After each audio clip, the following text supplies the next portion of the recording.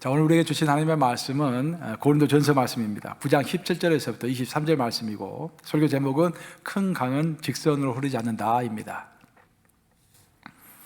내가 내 자의로 이것을 행하면 상을 얻으려니와 내가 자의로 아니한다 할지라도 나는 사명을 받았노라. 그런즉 내 상이 무엇이냐? 내가 복음을 전할 때 값없이 전하고 복음으로 말미암아 내게 있는 권리를 다 쓰지 아니하는 이것이로다. 내 모든 사람에게서 자유로우나 스스로 모든 사람에게 종이 된 것은 더 많은 사람을 얻고자 하며, 유대인들에게 내가 유대인과 같이 된 것은 유대인들을 얻고자 하며, 율법 아래에 있는 자들에게는 내가 율법 아래에 있지 아니하나 율법 아래에 있는 자가 같이 된 것은 율법 아래에 있는 자들을 얻고자 하며, 율법 없는 자에게는 내가 하나님께는 율법 없는 자가 아니요 도리어 그리스도의 율법 아래에 있는 자이나 율법 없는 자와 같이 된 것은 율법 없는 자들을 얻고자 함이라. 약한 자들에게는 내가 약한 자와 같이 된 것은 약한 자들을 얻고자 하며, 내가 여러 사람에게 여러 모습이 된 것은 아무쪼록 몇 사람이라도 구원하고자 함이니. 23절 함께 있습니다. 시작. 내가 복음을 위하여 모든 것을 행함은 복음에 참여하고자 함이라. 살아계신 하나님의 말씀입니다. 아멘. 여러분, 요즘에 미국의 이제 신문과 이렇게 방송 쭉 보면은요, 특별히 이제 코로나19가 다 회복된 다음에 이제 백신이 많이 보급되고 있는데, 이 백신이 많이 보급돼가지고 이제 집단 면역이 생기고 이제 모든 것이 정상화되면은 이 사회가 어떻게 변할까, 그런 이야기들 참 많이 합니다.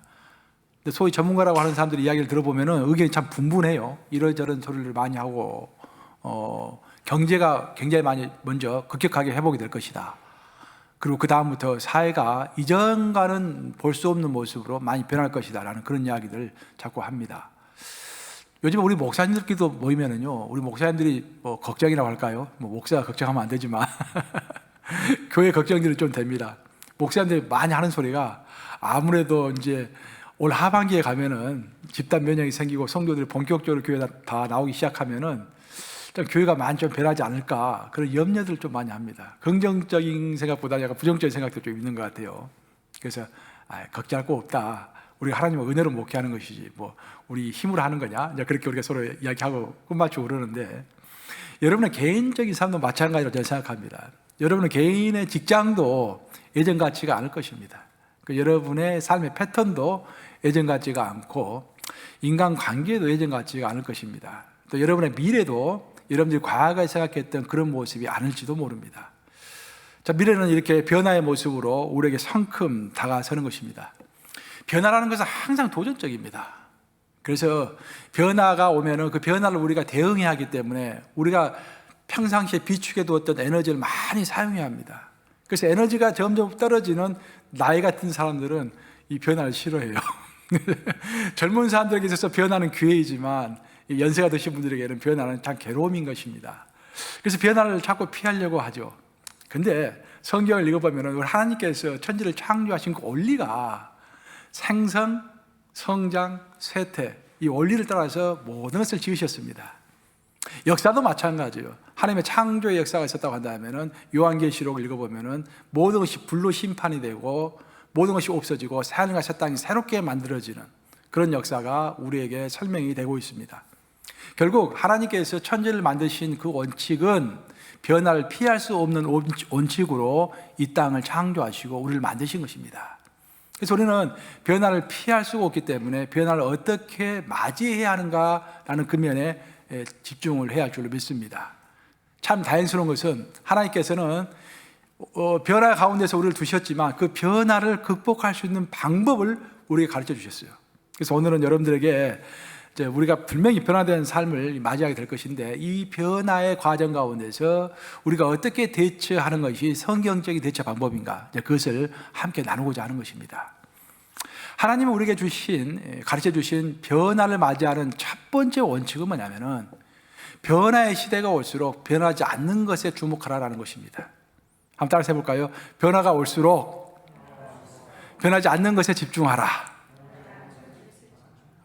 그래도 아침밥을 많이 드시고 오신 것 같아요. 소리가 좀 크네요. 변화의 시대가 많이 올수록, 큰 변화가 올수록 우리가 변하지 않는 것에 집중하라라고 하나님께서 누누이 우리에게 가르쳐 주셨습니다. 고린도후서 4장 18절 한번 같이 읽어보겠습니다. 고린도후서 4장 18절 한번 띄워보세요. 말씀 고린도후서 4장 18절 시작. 우리가 주목하는 것은 보이는 것이 아니요 보이지 않는 것이니 보이는 것은 잠깐이요 보이지 않는 것은 영원함이라 라고 이야기하고 있습니다. 자, 사랑하는 여러분, 지금 변화의 시기에 여러분의 가정에 어려움이 있을 수도 있고 여러분의 육체가 좀 아플 수도 있을 것입니다. 또 여러분 비즈니스가 참 어려움에 처해 있을 수도 있고, 이 만나고 싶은 부모님, 만나고 싶은 자식을 제대로 만나지 못할 수도 있을 것입니다. 이런 상황 가운데서 여러분들이 매일 들여다보는 것이 무엇입니까? 핸드폰을 많이 들여다보십니까? 여러분이 가장 많이 들여다보는 것이 무엇입니까? 가장 많이 바라보는 것이 무엇입니까? 오늘 본문 말씀은 명확하게 이야기하고 있어요. 우리가 어려운 시기가 올수록, 변화의 시기가 올수록 보이는 것에 집중하지 말고 보이지 않는 영원한 것에 내 시야를 고정시키라, 그런 말입니다. 하지만 우리 인간은 자꾸 변하는 숫자, 변하는 환경, 변하는 내 마음, 이런 것들에 자꾸 집중을 합니다. 하지만 우리 하나님께서 가르쳐 주신 지혜라는 것은 환경이 변화가 되고 내 삶에 어떤 큰 요동치는 풍랑이 몰아올 때, 그럴 때일수록 변하지 않는 것에 집중하면서 어떤 균형을 잡는 삶을 살아라, 그런 말씀을 하는 것입니다. 눈에 보이지 않지만 영원한 것, 눈에 보이지 않지만 우리의 삶의 균형을 잡아주는 것은 하나님이시고 하나님의 말씀입니다. 기도하라, 말씀 읽어라, 그럼 너무 희성하게 들리죠, 여러분들. 하지만 그것이 정답입니다. 어려운 시기가 오고 변화의 시기가 오고 내가 어떻게 갈피를 잡을지 모르는 이 시기에 우리가 가장 먼저 집중해야 할 것은 하나님이십니다. 하나님. 그러니까 하나님에게 집중하셔야 돼요. 우리가 하나님에게 집중한다는 것은 기도하는 것이죠. 어려울 때일수록 이리저리 같이 요동하고 같이 소란스럽게 떠들지 말고 변하지 않는 하나님에게 집중하라라는 것입니다. 그러니까 그 하나님께서 하신 말씀, 여러분들 내 삶이 힘들고 어려울 때 다 팽개치고 그냥 아무것도 하기 싫을 때가 있습니다. 그럴 때일수록 더욱더 예배에 참석하고, 그럴 때일수록 더욱더 새벽 기도하고, 그럴 때일수록 말씀 묵상하고, 가장 베이직이죠. 신앙이 가장 베이직이죠. 신앙의 베이직을 붙잡고 있어야만이 흔들리는 세상을 이겨낼 수 있다라는 그런 말입니다. 1992년에 세계 언론은 마이클 플랜트라고 하는 사람의 이름을 대서특필했습니다. 마이클 플랜트라는 사람은 요트 경기 선수였습니다. 상당히 실적이 좋은 그런 선수였어요. 마이클 플랜트가 그 당시에 벌써 한 30년 됐습니까? 1992년이니까 그 당시에 미국에서 출발을 해서 미국 대서양을 건너서 이제 유럽까지 가는, 그것도 혼자서 요트를 타고 건너가는, 뭐 몇 명이서 같이 타면 별 문제가 없는데 한 명이서 가는 것은 어렵죠. 그래서 한 명이 단독으로 이제 대서양 횡단을 계획을 합니다. 그리고 스폰서를 모집했는데 많은 스폰서들이 이제 응답을 해줘가지고 좋은 요트를 하나 만듭니다. 그 요트 이름이 코요트라는 요트였습니다. 코요트라는 요트는 그 당시로서는 최첨단 이게 장비를 좀 갖추고요, GPS 시설까지 다 갖추고 인공위성과 금방 연결될 수 있도록 그런 시설까지 다 갖춘 좋은 보트였습니다. 그 요트를 만든 다음에 이제 항해를 시작합니다. 많은 사람들은 이 베팅을 했어요. 이 사람에게 베팅하기를 이 사람이 성공할 것이다. 베팅 확률이 굉장히 높았습니다. 성공 확률이 높다고 베팅을 많이 했습니다. 왜냐하면 원래 이 선수가 기술이 있잖아요. 원래 기술도 있고 또 보트까지 좋은 보트를 가지고 이제 요트를 가지고 항해를 하니까 분명히 이 사람이 이제 아마 성공할 것이다라고 많은 깨블러들이 베팅을 했습니다. 그러고 나서 이 뉴욕 항을 출발했는데, 아니 출발한 지 11일째 만에 연락 두절이 돼버린 거예요. 행방불명이 된 것입니다. 왜 행방불명이 되었을까? 그 나중에 이제 수색대들이 찾아봤는데 그 배가 포르투갈 남쪽 해안에서 발견이 되었습니다. 근데 배가 발견됐는데 놀라운 사실은 배가 뒤집힌 상태로, 요트가 뒤집힌 상태로 물 위를 둥둥 떠다니는 것이 발견된 거예요. 근데 이게 놀라운 사실은 뭐냐면, 보통 요트는 제작할 때부터 아무리 큰 풍랑이 와가지고 넘어지더라도 금방 오뚜기처럼 복원될 수 있도록 요트 자체가 이렇게 제작이 된다고 합니다. 그래서 요트가 뒤집혀져가지고 물 위를 떠다니는 것은 있을 수가 없다는 거예요. 그 배가 뒤집혀져가지고 물 위를 떠다니고 있는 것입니다. 도대체 왜 이런 결과가 벌어졌을까?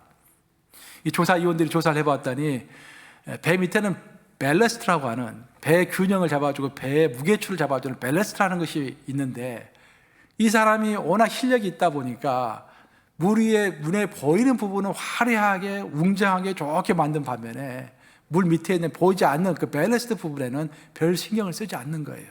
부실하게 해가지고 밸러스트를 만들어 놓은 것입니다. 그래서 그 밸러스트가 없어져 버리고 그 배가 까파져가지고 뒤집혀가지고 이렇게 무리를 떠다니는 그런 모습을 사람들에게 보여주었던 것입니다.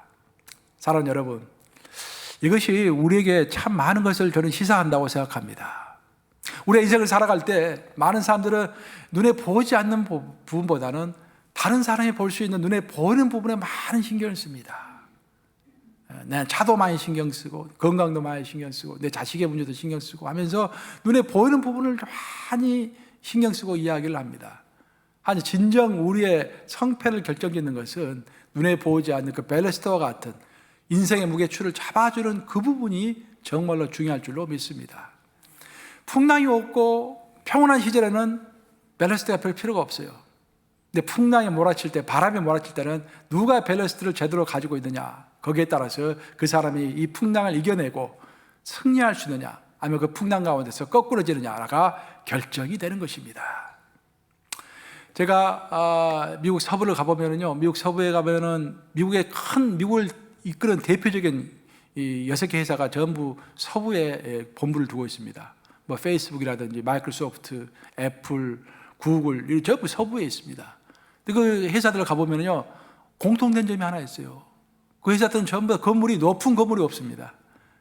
높은 건물이 없고 대부분 건물들이 아주 개성적으로 다 만들어져 있어요. 참 흥미롭게 건물들 다 지어져 있습니다. 왜 그렇게 지었는가? 그 회사들의 그 이데올로지, 그 회사들의 사상을 나타내는 거예요. 그들은 위계적 질서를 거부하고 평등한 인간끼리 모여서 만들어내는 그 네트워크, 그런 것을 통하여 세상을 변화시키고 세상을 발전시켜 간다라는 그런 의지를 가지고 있는 회사들이에요, 전부 다. 그렇기 때문에 높은 권위를 상징하는 높은 건물보다는 낮은 건물들, 가장 높은 건물이 내가 기억하기로는 애플타워가 4층인가 밖에 안 될 거예요, 아마. 그 이상 뭐 높은 건물이 별로 없습니다. 10층 이상짜리가 거의 없어요. 전부 건물이 낮고 굉장히 특이하게 지어졌습니다. 그런데 우리는 동부에서 살고 있잖아요. 동부에서 살고 있으면서 동부의 가장 대표적인 곳이 어디입니까? 맨하탄이죠. 맨하탄. 맨하탄에 가보세요. 맨하탄은 건물이 쫙 막 50층, 60층, 100층 이렇게 올라가 있습니다. 조직의 질서를 상징하는 것입니다. 뭐 어느 직장에 가더라도 그 조직 가운데서, 그 위계 질서 가운데서 착착착 움직이는 그 조직의 질서를 이렇게 상징하고 있는 거예요. 워싱턴 DC를 한번 가보십시오. 제가 미국에 와서 제일 처음에 머물렀던 곳이 워싱턴 DC예요.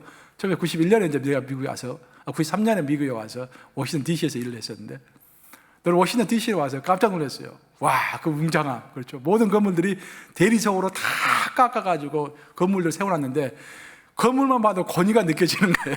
감히 어쩔 수 없는 권위. 그 건물을 보면은 내가 그 건물 앞에서 반바지 입고 청바지 입고 서 있을 수가 없는, 어딘가 모르게 양복을 입어야 할 것 같은 그런 느낌을 우리에게 주는 것입니다. 여러분, 미국이 성장하는 이유가 바로 이것 때문에 성장하는 거예요. 자유와 질서, 권위, 이런 것이 균형을 이루기 때문에 성장을 하는 것입니다. 여러분, 공산국가를 한번 가보세요. 제가 모스크바 가서 깜짝 놀랐던 것이, 모스크바 가서 건물을 보면요, 전부 위압적입니다. 시커먼 건물들. 모스크바 대학교 한번 가보세요. 건물이 그냥 아주 시커멓게, 한번 들어가면 미로를 찾을 수가 없대요. 그 미로래요. 출구를 찾기 어렵대요. 그렇게 복잡하게 지어놨습니다. 그리고 모든 뭐 의사당 같은 것들 보면 뭐 어마어마하게 크게 지어놔가지고 사람이 압도되게 만들어놨습니다. 자유가 없이 권위만 있는 곳이에요. 근데 밤에 여러분 남미 한번 가보세요. 남미는 어딘지 모르게 권위가 전혀 없습니다. 나라가. 그러니까 별로 이렇게 발전이 안 돼요. 나라가. 국민들의 국민성이 그냥 어떤 권위의 순종도 없고 권위에 대한 어떤 위대한 충성심도 없고 발전이 안 되는 것입니다. 한쪽은 자유가 없어서 그냥 혁명가들을 만들어낼 뿐이지, 정말 너무 권위만으로 사람들을 누리기 때문에 자유가 없이 발전하지 못하는 것이고, 정도 따라하면은 너무 권위가 없이 그냥 자기들끼리 자유만 부르짖다 보니까 어떤 질서가 없이 나라가 부강하게 되지 않는 것입니다. 정말 미국이야말로 자유로운 서부와 권위의 동부, 이것이 잘 균형을 이루면서 성장해 가는 것입니다. 이것이 하나님께서 우리를 창조하신 원리입니다, 여러분. 우리의 개인의 인생도 마찬가지요.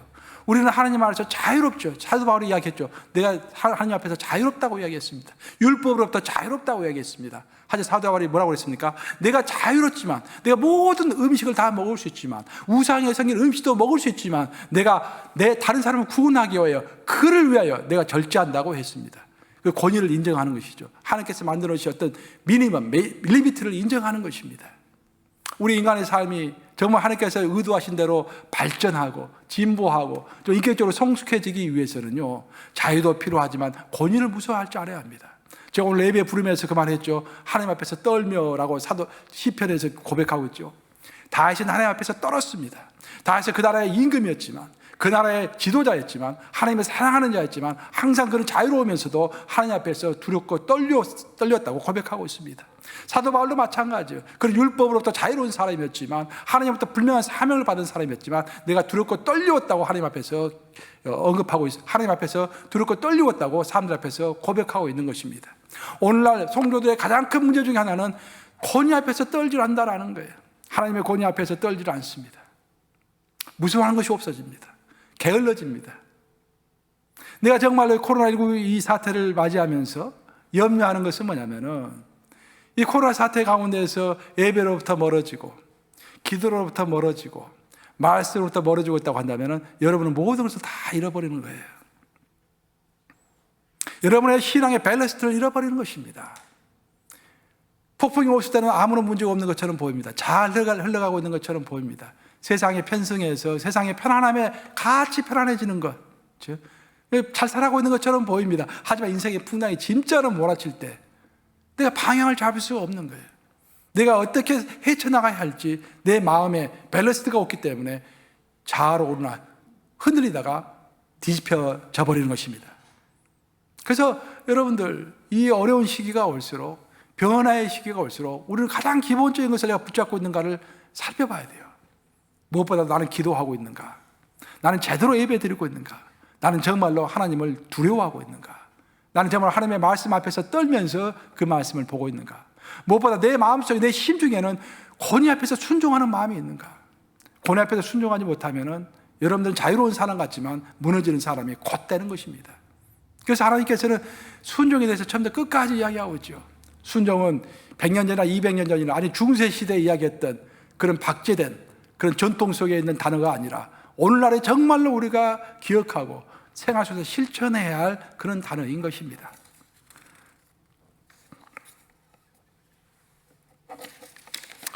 오늘 본문을 보시면은요, 오늘 본문은 제가 고린도전서 말씀을 선택했는데, 이 사도 바울에 관한 사도 바울의 고백을 제가 선택을 했습니다.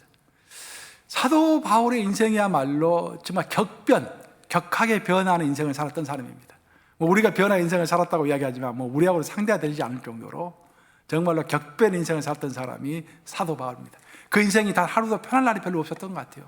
이리저리 도망다니고 돌에 맞고 곤장에 맞고 바다에 빠지고 표류하고 고발 당하고 배반 당하고 막 상처투성이었습니다. 그 격변의 인생을 살았던 거예요. 그 격변의 인생을 살면서 사도 바울은 인생의 어떤 진리, 그 격변을 대응하는 방법을 스스로 터득하게 되었던 것입니다. 그리고 자기가 터득한 방법을 오늘 본문에서 오늘 본문을 통해서 고린도 성도들에게 가르쳐주고 있어요. 우리가 어떻게 격변의 시기를 맞이할 것인지를 그 방법을 가르쳐주고 있습니다. 사도 바울은 크게 두 가지 단어를 통해서 그 격변을 어떻게 맞이해야 할 것인가를 우리에게 설명합니다. 첫 번째 단어는 얻고자 하며라는 단어입니다. 사도 바울은 오늘의 짤막한 본문 가운데서 얻고자 하며라는 단어를 무려 6번을 사용하고 있습니다. 내가 유대인을 얻고자 하며, 내가 믿지 않는 자, 내가 율법 아래에 있는 자를 얻고자 하며, 내가 율법 아래에 없는 자들을, 율법 아래에 있지 않는 자들을 얻고자 하며, 내가 약한 자들을 얻고자 하며, 내가 아무쪼록 많은 사람들을 얻고자 하며, 얻고자 하다는 말을 계속해서 하고 있어요. 그 얻고자 하는 것은 사도 바울의 사명을 이야기합니다. 자기가 결코 어떤 상황 가운데서 놓을 수 없는 하나님께서 자신에게 주었던 그 사명을 이야기합니다. 자신의 인생을 사는 목적은 사람을 얻고자 하는 것이 자기의 인생이라는 거예요. 사명이라는 거예요. 그 사명 완수를 위해서 그 어떤 상황 가운데서 사도 바울은 어떤 변화가 온다 할지라도 그것을 놓지 않고 꼭 붙잡았다라는 것입니다. 반면에 사도 바울은 또 다른 한 가지 단어를 사용하고 있는데 그것은 같이 된 것은 이라는 단어를 사용하고 있습니다. 내가 유대인처럼 된 것은, 내가 율법 아래에 있지 않는 자지만 율법 아래에 있는 자처럼 된 것은, 또 율법 없는 자에게 가서는 율법 없는 자처럼 된 것은, 또 약한 자에게 가서는 약한 자처럼 된 것은, 뭐처럼 된 것은 이라는 단어를 사용하고 있습니다. 이것은 사도 바울의 대처의 방법입니다. 내가 얻고자 하는 것, 한 사람이라도 얻고자 하는 것, 그래서 사도 바울의 변할 수 없는 인생의 사명입니다. 하지만 내가 그 사명을 성취하기 위하여 유대인에게 가서 유대인처럼 되고, 약한 자들에게 가서는 약한 자들처럼 되고, 지식이 많은 자들에게 가서는 지식이 많은 자처럼 되고, 지식이 없는 자들에게는 지식이 없는 사람처럼 되어준 것은, 그 변하지 않는 것을 성취하기 위하여 자신이 유연하게 행동했다라는 그런 이야기를 하고 있는 것입니다. 바로 이것이 사도 바울이 우리에게 가르쳐준 변화를 헤쳐가는 인생의 지혜입니다. 변화가 아무리 크게 온다 할지라도, 아무리 큰 인생의 풍파가 온다 할지라도 우리는 그 가운데서 내가 절대로 놓을 수 없는, 절대로 변할 수 없는 것이 무엇인가를 생각하고 그것을 붙잡아야 한다는 것입니다. 하지만 그것을 일생활 가운데서 실천할 때는 꼭 한 가지 방법만을 고집하는 것이 아니라 변하는 시대에 맞게 유연하게 그런 것들을 적용해 가야 한다는 것입니다. 큰 강은 직선으로 흐르지 않는다는 그런 말이 있죠. 큰 강은 직선으로 흐르지 않는다. 강은 유유히 도도히 흘러갑니다. 한강처럼, 템즈강처럼, 큰 강들은 허드슨 강처럼 큰 강이 이렇게 유유히 흘러갑니다. 하지만 일직선으로 흘러가지 않아요. 굽이 이렇게 흘러가는 것입니다. 강이 흘러가는 것은, 그 어떤 상황 가운데서 강이 끊임없이 흘러가는 것은 우리의 사명과도 같은 것입니다. 그 어떤 변화가 온다 할지라도 하나님은 영원하시고, 그 어떤 변화가 온다 할지라도 하나님께서 우리에게 주신 사명, 우리 각자에게 주신 사명이 있어요. 지금 저에게도 하나님께서 나에게 주신 사명이 있고, 우리 뉴욕 감육에도 주신 사명이 있고, 여러분들에게 주신 사명이 있습니다. 그 사명이 변하는 것은 아니에요. 하지만 그 사명을 성취하는 방법은 큰 강이 굽이굽이 흐르는 것처럼 그 사명의 성취 방법도 그 시대와 그 환경에 따라서 방법을 달리하는 것입니다. 그래서 우리가 생각해 봐야 돼요. 이 시간에 절대로 놓치면 되는 것이, 놓치지 않으면, 놓칠래야 놓칠 수 없는 것이 무엇인가? 그것은 여러분, 가장 기본적으로 여러분 놓치지 말아야 할 것은 예배를 놓치지 말아야 돼요. 제가 많이 걱정되는 게 그거예요. 저뿐만 아니라 우리 목사님들이 가장 모이면은 모일 때마다 하는 소리가 그거예요. 성도들 예배를 제대로 드리고 있는지 모르겠다라는 거예요. 여기 나와 있는 분들은 지금 문제가 없는데, 나와 있지 않고 집에서 예배 드리는 분들이 예배를 제대로 드리고 있는지 모르겠다라는 거예요. 그리고 그런 예측도 많이 해요. 아마 이제 교회가 정상화 되면은, 올 하반기에 되면은 뚜껑을 열어보면은 한 20-30%로 교회 안 나올 것 같은데, 그런 이야기들 많이 합니다, 목사님들이. 아니, 그럴 리가 있습니까? 이 변화의 시대가 될수록 우리가 예배를 놓치면 절대 안 되죠. 예배를 놓쳐버리면 밸런스를 놓쳐버리는 거예요. 그럼 눈에 보이진 않지만 진짜 중요한 배의 균형을 잡아주는 그 균형을 놓쳐버리는 것입니다. 또 목사님들이 걱정해요. 성도가 제대로 기도를 하고 있는지 모르겠대요. 근데 최소한 우리 교회는 보면 어찌됐든 새벽 기도 영상으로 보냈는데 히팅 횟수는 참 많더라고요. 보니까 보통 새벽 기도보다 훨씬 더 많은 히팅 횟수는 올라오는데, 하단에 목사님들 걱정을 많이 합니다. 이 변화 시기에 가장 인생의 신앙의 밸런스와 같은 그 기도는 제대로 하고 있는 것인지, 또 여러분 성경 말씀 제대로 읽고 있습니까? 가장 기본적인 부분들이에요. 이런 부분들에서 흔들리지 아니해야만이 우리가 이 변화의 시기를 능히 헤쳐갈 수 있는 그 힘을 얻고 능력을 얻고 지혜를 얻을 수 있을 줄로 믿습니다. 참, 오늘날 우리는 변하는 시대를 정말 이렇게 살아가고 있는데, 이 시대를 유연하게 대처해야 하지만, 유연하게 대처하면서도 절대로 포기할 수 없는 것들을 꼭 붙잡아야 한다라고 여러분들에게 말씀했는데요. 물론 우리가 사도 바울처럼 사명을 놓으면 안 되고요. 우리가 하나님께 각자 주신 사명을 놓으면 안 되고, 또 그 사명을 이루기 위한 말씀과 예배와 기도를 놓치면 안 됩니다. 그럼 왜 우리가 이런 것들을 놓치지 말아야 하는가? 왜 우리가 사명을 놓치지 않아야 되고, 기도를 놓치지 않아야 되고, 말씀을 놓치지 않아야 되고, 예배를 놓치지 않아야 하는가? 그 이유는 우리가 놓치지 말아야 할 것을 놓치지 않고 꼭 붙잡는 사람에게 하나님의 은혜가 임하기 때문입니다. 여러분, 신앙생활에서 은혜 없으면 다 없어져 버리는 거예요. 하나님의 은혜 때문에 우리가 구원받는 것이고요, 하나님의 은혜 때문에 우리가 천국을 얻는 것입니다. 내 능력으로 얻는 게 아닙니다. 모든 하나님의 은혜 때문에 나를 하나님께서 선택하셔가지고 구원을 주신 거고요, 하나님의 은혜 때문에 우리가 천국에 들어가게 되는 것이고, 하나님의 은혜 때문에 그 부활하고 영생을 얻는 것입니다. 창세기를 읽어보면은 아주 의미심장한 말씀이 나옵니다. 창세기 6장 7절에서부터 9절 말씀인데, 노아의 이야기 한번 같이 읽어보겠습니다. 창세기 6장 7절에서부터 9절 시작. 이르시되 내가 창조한 사람을 내가 지면에서 쓸어버리되 사람으로부터 가축과 기는 것과 공중의 새까지 그러하리니 이는 내가 그것들을 지었음을 한탄함이라 하시니라. 그러나 노아는 여호와께 은혜를 입었더라. 노아는 의인이요 당대의 완전한 자라. 그는 하나님과 동행하였으며 라고 되어 있습니다. 인류가 탄생한 이래로 가장 큰 변화, 가장 큰 위험의 순간은 노아의 홍수 순간이었습니다. 변화 중에서도 가장 큰 변화. 오늘의 이제 내가 설교 모티브 주제는 지금 변화 아닙니까? 변화를 어떻게 우리가 맞이할 것인가, 그 이야기를 하고 있는데, 인류 역사상 가장 큰 변화의 순간, 가장 큰 위험한 순간은 노아의 홍수 시대였어요. 근데 그 노아의 홍수 시대에 하나님은 모든 이 지구상에 존재하는 사람들을 다 죽여 없애기로 작정하셨다고 했습니다. 물로 다 죽여서 없애기로 작정하셨어요. 근데 딱 한 사람을 하나님께서 주목하셨어요. 그래서 노아였고, 노아는 하나님의 은혜를 입었더라라고 이야기하고 있습니다.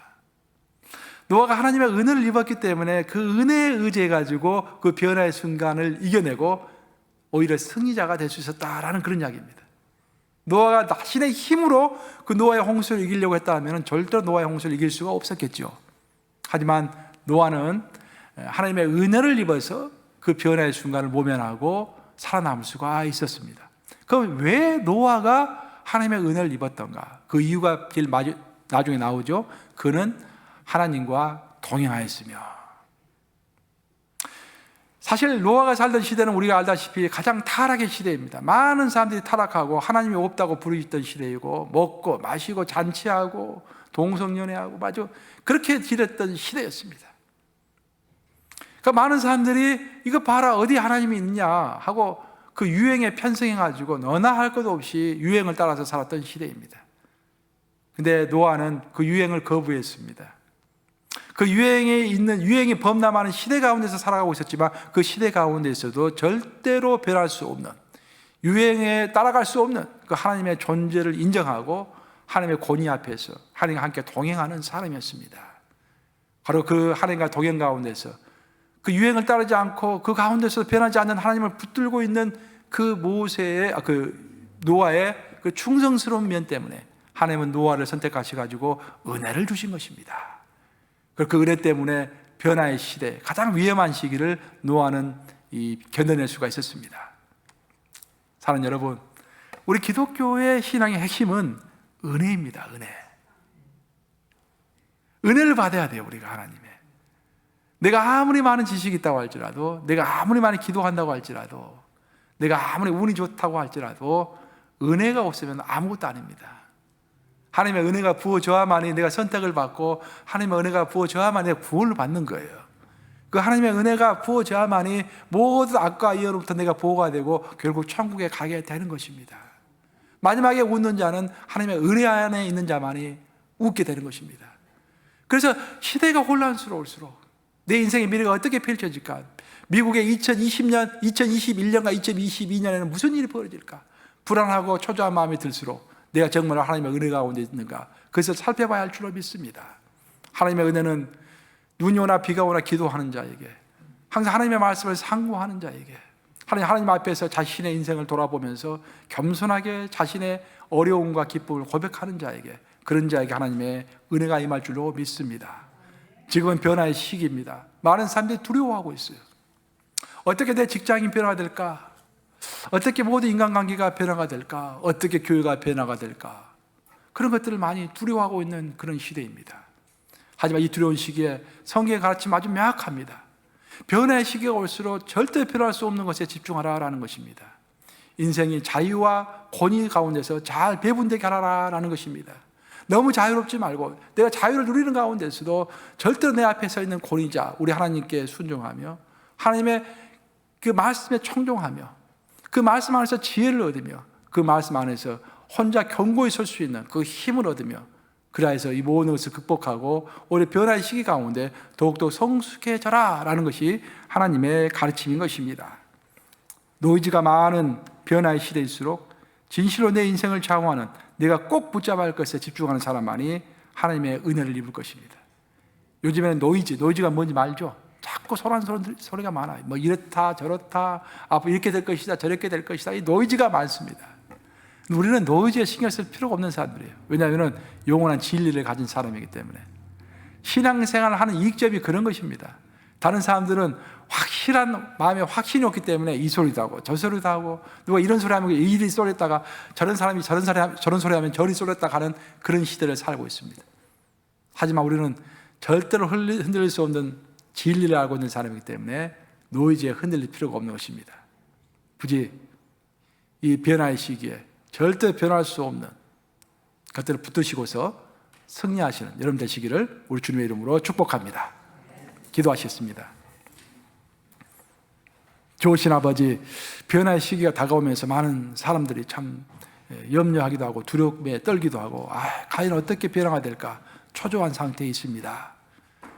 하지만 그 변화는 하나님께서 주신 섭리인 것을 알게 하시니 감사합니다. 모든 만물들은 생성과 성장과 쇠퇴 과정을 겪는 것이 당연하고 변화의 과정을 겪는 것이 당연하지만 우리 주님 우리를 사랑하셔서 그 변화의 과정 가운데 어떻게 우리가 그것을 이겨낼 것인가를 가르쳐 주셨습니다. 아버지, 변화는 이 쇠퇴 가운데서도 절대로 변할 수 없는 우리 하나님과 우리 하나님의 말씀과 그런 것들에 집중할 수 있도록 도와주시고 어려운 시기가 올수록 절대 우리가 예배를 잃어버리지 않도록 도와주시옵소서. 절대로 기도를 놓치지 않도록 주여 도와주시옵소서. 절대로 하나님의 말씀을 놓치지 않도록 인도하 주시고 하나님과 기쁜 교제 가운데 있게 하여 주시옵소서. 하나님의 은혜를 얻는 자가 되게 하여 주시옵소서. 그 은혜로 승리하는 자가 되게 인도하여 주시옵소서. 예수 그리스도를 받들어 기도합니다. 아멘.